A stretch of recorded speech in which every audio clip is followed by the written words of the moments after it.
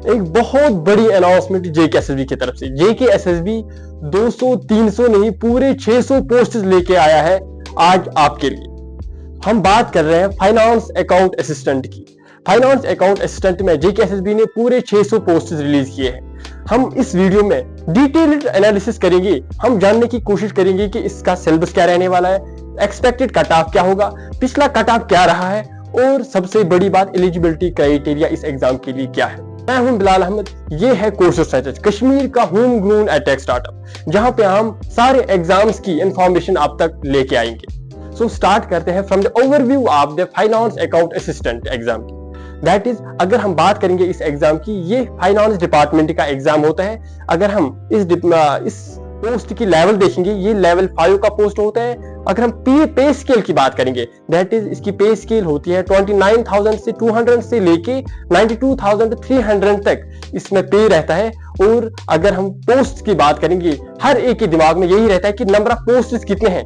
इसमें 600 पोस्ट है इस साल। सो ये डिपेंड करता है ओपन और रिजर्वेशन कैटेगरीज में कितने नंबर ऑफ पोस्ट रहेंगे, ये हम आगे इसी वीडियो में बात करेंगे। अगर मैं ये बात करूं कि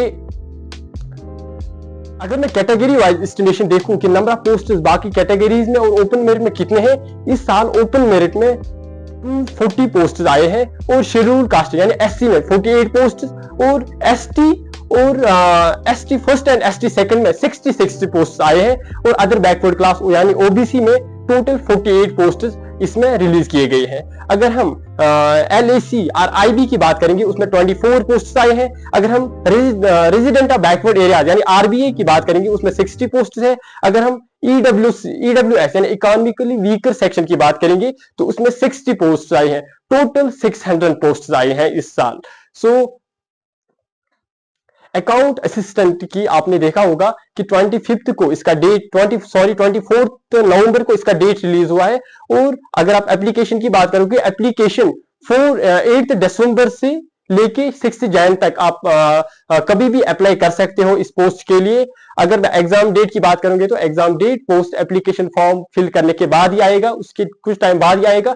पिछले साल अगर हम 24 की बात करेंगे तो वहां जनवरी के मिड में इसका एग्जाम हो चुका था। इस साल भी यही हम एक्सपेक्ट करेंगे कि जनवरी में ही या जनवरी के एंड में भी इसका एग्जाम हो जाएगा। सो अकाउंट असिस्टेंट अगर हम एग्जाम पैटर्न की बात करेंगे, ये एक एमसीक्यू यानी multiple choice question based exam रहता है और 2 घंटे का एग्जाम रहता है। और अगर हम बात करेंगे नेगेटिव मार्किंग की तो 0.25 यानी 1/2 नेगेटिव मार्किंग रहती है इसमें। और सिंगल एमसीक्यू बेस्ड पेपर होता है, कोई इंटरव्यू नहीं, और ये नॉन गैजेटेड पोस्ट है। अगर मैं आपको बोलूं, ये जो भी जेकेएसएसबी जो भी एग्जाम्स करता है मेनली वो नॉन गेस्टेड पोस्ट्स ही होते हैं। लाइक एसआई है हमारे पास, लाइक कांस्टेबल है, उसी तरह ये भी एक सिंगल पेपर होता है जहां पे आपको सिर्फ एग्जाम के मेरिट पे ही डिसाइड किया जाता है कि आप सिलेक्ट हो या नहीं हो। और अगर मैं एलिजिबिलिटी क्राइटेरिया, पहले हम एलिजिबिलिटी क्राइटेरिया से देखेंगे कि एज लिमिट क्या है इस एग्जाम के लिए। इसका जो एज लिमिट है वो 18 से लेके 40 ईयर्स तक है, यानी 18 से लेके 40 एज तक के बंदे भी इसके लिए एलिजिबल है, इसके लिए फॉर्म भर सकते हैं। और दूसरी बात, वो यूटी का ही बंदा होना चाहिए, यानी उसकी डोमिसाइल अच्छे तरीके से बनी होनी चाहिए, फिर वो इस पोस्ट के लिए अप्लाई कर सकता है। और सबसे मेन चीज ये है, जब हम सिलेबस ओवरव्यू पे आते हैं तो हम ये देखते हैं जो भी बाकी एग्जाम्स है उन्हीं की तरह इसमें भी कुछ portion of the syllabus common है, मगर कुछ पोर्शन ऐसा है जो कॉमन नहीं है, जो इसके लिए एक्स्ट्रा है, जो आपको पढ़ना पड़ेगा अगर आप बाकी एग्जाम्स के लिए भी तैयारी कर रहे हो। दैट इज, अगर हम पहले बात करेंगे, इसमें सबसे ज्यादा पोर्शन जो है वो है अकाउंटेंसी एंड बुक कीपिंग की, जिसमें 30 मार्क्स इसमें आपको पढ़ने हैं। और जीके विद, जिसपे जेएंडके पे आपको सबसे ज्यादा फोकस करना है, यानी जेएंडके की हिस्ट्री, जियोग्राफी, कल्चर, टूरिज्म, उन सारी चीजों पे आपको फोकस करके अच्छे से फोकस करना है। तो उसमें 30 मार्क्स सिलेबस और उनमें दिया गया है। और मैथ, स्टैटिस्टिक्स, इकोनॉमिक्स और कंप्यूटर में अगर हम देखेंगे 10 मार्क्स ईच है, यानी हर एक में, मैथ में 10 है, स्टैटिस्टिक्स में, इकोनॉमिक्स में और कंप्यूटर में, उनमें भी 10-10 मार्क्स और सिलेबस ओवरव्यू में दिए गए हैं। और जनरल इंग्लिश में 10 मार्क्स एज एक्सपेक्टेड, जैसे बाकी एग्जाम्स में भी होता है। तो अगर हम अकाउंट अच्छे से इस सिलेबस को देखेंगे। पहले हम देखते हैं जनरल नॉलेज विद स्पेशल। इसमें आपको सिर्फ स्पेशल रेफरेंस टू जेएंडके के लिए पढ़ना है, जहां पे आपको जेएंडके की geography, history, economy, tourism, culture and important है टूरिज्म डेस्टिनेशन, और जेएंडके रिऑर्गेनाइजेशन एक्ट आपको अच्छे से पढ़ना है, जिसमें आपको इस सारे चीजों, इस सारे सिलेबस में, यानी करंट इवेंट्स है या इंटरनेशनल इंपॉर्टेंस है, जनरल नॉलेज में जो भी चीजें आती है उसमें आपको 30 मार्क्स दिए गए हैं। तो जो भी स्टूडेंट बाकी एग्जाम्स लाइक एसआई, कांस्टेबल के लिए तैयारी कर रहे हैं, तो इन्होंने ऑलरेडी ये सिलेबस उनमें भी दिया गया होता है, तो आपको इसमें कोई अलग चीज नहीं पढ़नी है। थोड़ी सी डेप्थ में जाके आपको ये क्या करना है, आपको अच्छे से इसे पढ़ना है। और दूसरी अकाउंटेंसी एंड बुक कीपिंग, ये इसमें क्या है, ये स्पेसिफिकली फाइनेंस के जो पोस्ट होते हैं उन्हीं में दिया गया होता है ये वाला syllabus. That is accountancy and book keeping जो है, इसमें 30 मार्क्स आपको दिए गए हैं। यानी आपको इसमें अच्छे नंबर्स,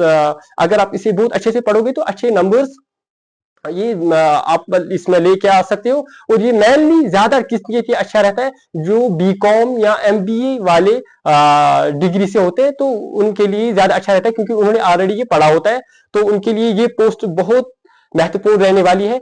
और तीसरी बात हमारे पास है जनरल इंग्लिश, जो आप बाकी एग्जाम्स में भी जनरल इंग्लिश जो होता है वो यहाँ पे भी है, उसके 10 मार्क्स है। यानी उसमें टेंस, अरेंजिंग, आप जनरल सेंटेंस, नरेशन, जो भी ग्रामर होता है वो यहाँ पे भी है। आपको कुछ नया नहीं पढ़ना है, बस थोड़ी सी डेप्थ में जाके पढ़ना है। और अगर हम देखेंगे स्टैटिस्टिक्स यहाँ पे ऐड हुआ है। स्टैटिस्टिक्स मेनली बाकी like SI, constable, junior assistant उनमें नहीं होता है, बट यहाँ पे फाइनेंस का पोस्ट है, तो स्टैटिस्टिक्स के बगैर तो ये चलेगा नहीं। तो इसमें आपको कितने मार्क्स है, इसमें आपको 10 मार्क्स दिए गए हैं। तो आपको मैथमेटिक्स अगर हम देखेंगे, जिस तरीके से आप देखते हो मोस्टली जो मैक्सिमम एग्जाम्स होते हैं उनमें 10th तक का मैथ होता है, बट अगर हम करेंगे फाइनेंस अकाउंट असिस्टेंट की बात, यहाँ पे मैथमेटिक्स जो है वो है सिंपल कंपाउंड इंटरेस्ट है, linear equations with two variables है। यानी 11th और 12th का की थोड़े से चैप्टर्स इसमें ऐड किए गए हैं, थोड़े से 10th के भी चैप्टर ऐड किए गए हैं। और अगर हम बात करेंगे जनरल इकोनॉमिक्स की, जनरल इकोनॉमिक्स को जब हम देखते हैं तो उसमें इकोनॉमिक्स के बेसिक कॉन्सेप्ट से लेके बेस इकोनॉमिक्स के हायर कॉन्सेप्ट तक आपको दिए गए हैं, जिसमें 10 मार्क्स इसमें ऑलरेडी इन्होंने ओवरव्यू में दिए गए हैं। ठीक, उसके बाद जनरल साइंस है। जनरल साइंस जो है उसमें फिजिक्स, केमिस्ट्री, बायो है, और हमारे पास क्या है, एनवायरमेंटल साइंस है और कंप्यूटर है। इन दो को मिला के हमारे पास 20 मार्क्स बनते हैं, जो सेम होते हैं जिस तरीके से आप बाकी एग्जाम्स के लिए तैयारी करते हो, उसमें भी जो सिलेबस रहता है वही सिलेबस यहाँ पे भी दिया गया है। अगर हम एक्सपेक्टेड कट ऑफ की बात करेंगे, बाकी जो पिछले 2024 में जो एग्जाम हुआ था उसमें कट ऑफ क्या रहा था, अगर हम बात करेंगे मिनिमम कैटेगरी, अगर हम बात करेंगे दैट इज ओपन मेरिट के लिए 90.75 कट ऑफ हुआ था, अप्रोक्सीमेटली 90.75 कट ऑफ हुआ था।